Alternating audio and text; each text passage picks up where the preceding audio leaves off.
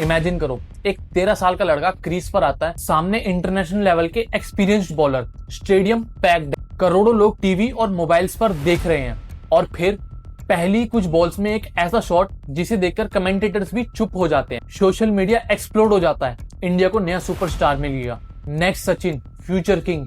लेकिन यहीं से एक डेंजरस गेम भी शुरू होता है, क्योंकि इंडियन क्रिकेट में सिर्फ टैलेंट ही इनफ नहीं होता। यहाँ प्रेशर, एक्सपेक्टेशन, मीडिया और कंपैरिजन कई करियर्स को बना भी चुके हैं और बर्बाद भी। तो आज हम जानेंगे वैभव सूर्यवंशी की असली कहानी।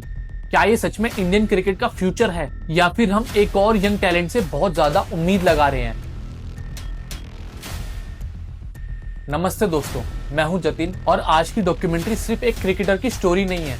ये डॉक्यूमेंट्री है टैलेंट, प्रेशर, मनी, साइकोलॉजी और इंडियन क्रिकेट के सबसे डेंजरस साइकिल की। वीडियो के एंड तक आप सिर्फ वैभव सूर्यवंशी के बारे में नहीं, ये सब भी समझ जाओगे कि इंडिया में चाइल्ड प्रोडिजी सक्सेसफुल क्यों होते हैं और कई बार क्यों खो जाते हैं। तो चलिए शुरू करते हैं। हर सुपरस्टार की एक बिगिनिंग होती है, किसी की मुंबई की गलियों में से, किसी की दिल्ली की एकेडमी से, और किसी की बिहार के एक छोटे से शहर से। वैभव का नाम आज पूरे इंडिया में सुना जा रहा है, लेकिन कुछ साल पहले ये नाम सिर्फ उसके पेरेंट्स, उसके कोचेस और लोकल ग्राउंड्स जानते थे। एक नॉर्मल बच्चा जो स्कूल के बाद बाकी बच्चों की तरह गेम्स नहीं खेलता था। उसकी दुनिया सिर्फ एक चीज के अराउंड घूमती थी, क्रिकेट। सुबह प्रैक्टिस, शाम प्रैक्टिस, फिटनेस, मैचेस और फिर नेक्स्ट मॉर्निंग वापस वही रूटीन। ये सिर्फ टैलेंट की स्टोरी नहीं थी, ये डिसिप्लिन की स्टोरी थी। हर सक्सेसफुल एथलीट के पीछे एक गिफ्टेड माइंड नहीं होता, हजारों बोरिंग सेशंस होते हैं जिन्हें कोई नहीं देखता। वैभव की स्टोरी भी डिफरेंट नहीं थी, लेकिन अगर वो इतना ही टैलेंटेड था तो पूरा इंडिया उसके बारे में इतना लेट क्यों जान पाया? इसका जवाब मिलता है उसके फर्स्ट बिग ब्रेक थ्रू में। इंडियन क्रिकेट में हजारों यंग प्लेयर्स होते हैं, हर साल, हर स्टेट से, हर एकेडमी से, लेकिन सिर्फ कुछ नाम से हेडलाइंस बनते हैं। क्वेश्चन है व्हाई? आंसर सिंपल नहीं है। टैलेंट होना जरूरी है, लेकिन right performance, right time, right stage उससे भी ज्यादा इंपॉर्टेंट होता है। वैभव के साथ भी कुछ ऐसा ही हुआ। जब उसने बड़े स्टेज पर अपनी परफॉर्मेंस दिखाई, लोग सिर्फ रन्स नहीं देख रहे थे, लोग कॉन्फिडेंस देख रहे थे। एक 13 साल का लड़का एक्सपीरियंस्ड बॉलर्स के अगेंस्ट अटैक कर रहा था, और वही मोमेंट था जब सिलेक्टर्स, एक्सपर्ट्स, कमेंटेटर्स और आईपीएल फ्रेंचाइजीज की नजर उस पर टिक गई। एक इनिंग कभी कभी पूरी लाइफ बदल देती है, लेकिन यहीं से असली प्रॉब्लम भी शुरू होती है, क्योंकि इंडिया में टैलेंट से पहले कंपैरिजन भी शुरू हो जाता है। Next Sachin, next Kohli, next Rohit, और हिस्ट्री बताती है ये लेबल्स कभी कभी ब्लेसिंग्स नहीं, कर्स बन जाते हैं। आखिर इतने सारे यंग स्टार्स में से कुछ लेजेंड्स क्यों बनते हैं और कुछ कंप्लीटली डिसअपियर्स क्यों हो जाते हैं? उसका आंसर साइंस के पास है। अब यहाँ इंपॉर्टेंट बात समझनी होगी, सोशल मीडिया पर वायरल होना और इंटरनेशनल लेवल का क्रिकेटर बनना दोनों अलग अलग बातें हैं। हर साल इंडिया में कई यंग प्लेयर्स हेडलाइन बनते हैं, लेकिन कुछ साल बाद लोग उनका नाम भी भूल जाते हैं। तो फिर एक्सपर्ट्स वैभव का नाम सुनकर इतने एक्साइटेड क्यों हैं? सिर्फ इसीलिए कि वो बहुत छोटा है, बल्कि इसीलिए कि उसके गेम में कुछ ऐसे ट्रेड्स दिखते हैं जो नेचुरली डेवलप करना बहुत मुश्किल है। क्रिकेट सिर्फ पावर का गेम नहीं, ये डिसीजन मेकिंग का गेम है। हर बॉल के लिए 1 सेकंड से भी कम का टाइम मिलता है। उस 1 सेकंड में बैट्समैन को डिसाइड करना होता है defend, attack, leave, rotate, strike. ये प्रोसेस इतना फास्ट होता है कि ब्रेन कॉन्शियसली सोच भी नहीं पाता।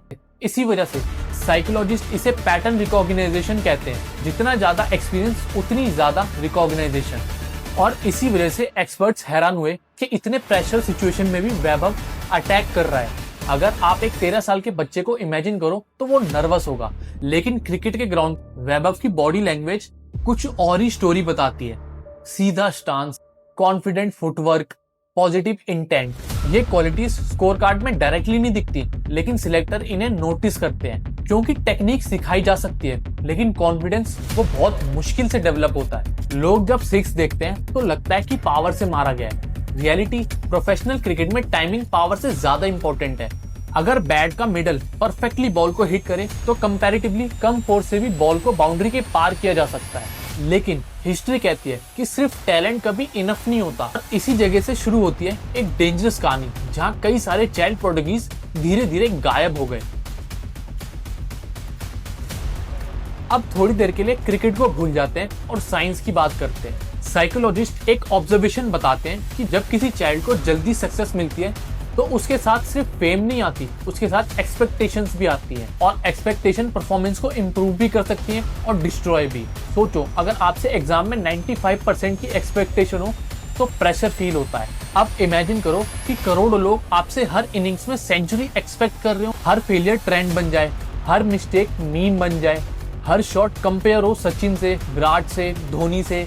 ये प्रेशर सिर्फ फिजिकल नहीं होता, मेंटल लोड भी होता है और इसी लोड के नीचे कई सारे करियर्स टूट चुके हैं। सचिन तेंदुलकर 16 की एज में इंटरनेशनल क्रिकेट, प्रेशर अनइमेजिनेबल, लेकिन उन्होंने डिसिप्लिन को सोशल मीडिया से और पॉपुलैरिटी से ऊपर रखा, इसलिए उनका करियर 24 साल तक चला।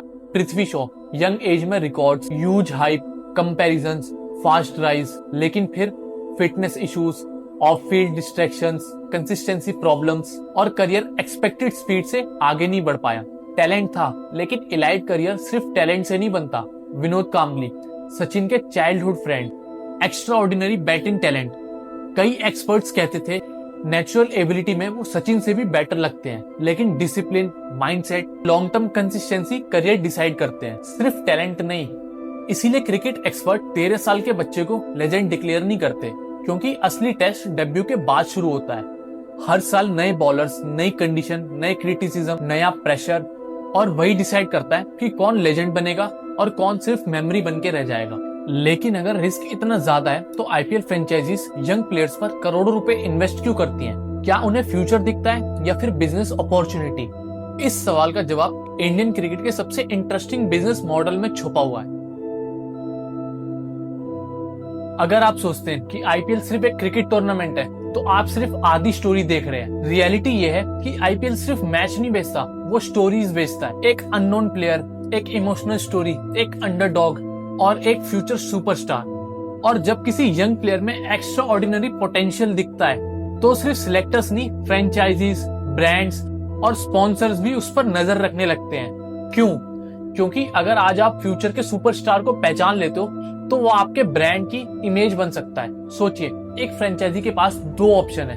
पहला, एक एक्सपीरियंस प्लेयर जो अपना पीक क्रॉस कर चुका है। दूसरा, एक 13-14 साल का फियरलेस टैलेंट जिसके पास अगले 15 साल है। रिस्क ज्यादा है लेकिन रिवॉर्ड उससे भी ज्यादा है। इसीलिए फ्रेंचाइजी सिर्फ करंट परफॉर्मेंस नहीं देखती, वो फ्यूचर पोटेंशियल में इन्वेस्ट करती है। और वैभव जैसे प्लेयर इस फिलॉसफी का हिस्सा होते हैं। आज के जमाने में क्रिकेटर सिर्फ रन्स से फेमस नहीं होता, उसका हर शॉट, उसकी हर पोस्ट, हर इंटरव्यू एक पर्सनल ब्रांड बिल्ड करता है।